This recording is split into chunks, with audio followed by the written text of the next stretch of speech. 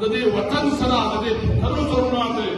نو موږ تاسو ته ولاړو ولې ولاړو ان شاء الله ولاړو لکه د کارکونو سره ولاړو زه دا چې څومره کار ورکړی نه زه د اردو لپاره ما خان ته ویلي ما د ټول خاندان ته ویلي چې زه مې د اردو کار کې نن پوزیشن پکار دی او تاسو پښتو کومه تاسو نه غیرت کومه تاسو نه پټ کومه تاسو نن کومه او تاسو دا جنگ دا آت پروری تاسو په یو کس تاسو ته حق یو کس او ولته سملې کې بل کس تاسو او کله نن تاسو نه د خپل ووټ د خپل اخلاق نو دا یې کچرا موږ الیکشن سبق دي بیا به یو کارنیټ سره یا یو ډیچ سره یا ایف سره کېږي او هغه ته به وایي چې دا مې نه شو دا مې پی شو مونږ ته نه منظور مونږ ته داسې الیکشن چاہے کہ امپورٹنٹ خلق کی چاہے کہ سلیکٹڈ خلق کی چاہے کہ جعلی خلق کی موږ به د عوام منتخب پارلیمنٹ غواړو د عوام ورته عزت پکار دی نواز شریف یې ووټ کو عزت دو هغه د ووټ عزت نو هغه د ووټ عزت اور کی عزت په ځای هغه د ووټ عزت ورکړو موږ په صحیح معنو کې وایو چې د ووټ عزت ورکول د پاکستاني عوام د عزت ورکول دي دا د پاکستاني عوامو حق دی قانون دا حق ورکوي آئین دا حق ورکوي چې پاکستاني عوام به په خپله فیصله کوي دا فیصلې بل څوک به نه کوي موږ به یو انچ هم د خپل حق نه واپس کېږي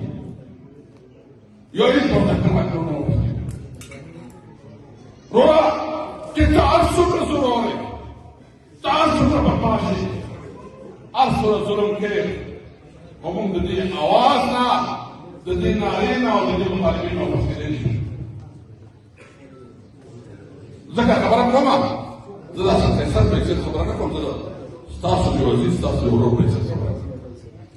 ژوند مې درسره تېر کړی شکر الحمدلله زه ټولو ته دوام وضاحت سره که ستا د اورې دا ټول ټیکهداران چې دلته دي دا ستاسو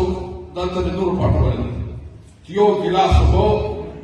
یا چې چا ته چې چا خبره دی د یو کپ چای څښل کړی سیاست کوو د خپل خاور لپاره د خپل وطن لپاره او د وطن د ازادۍ د ناموس لپاره سیاست کوو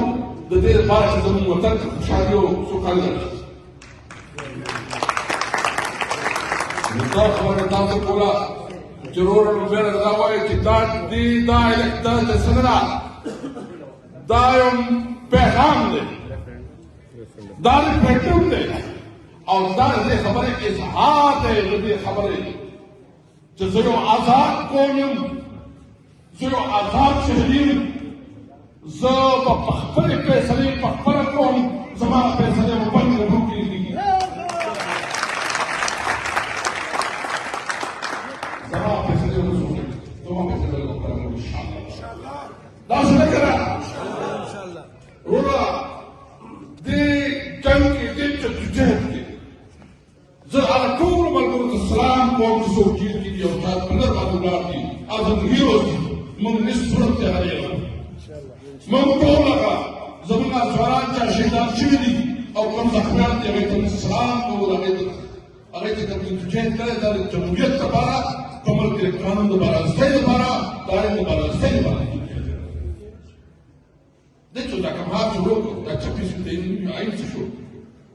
La Champions League, ahí que amaran a la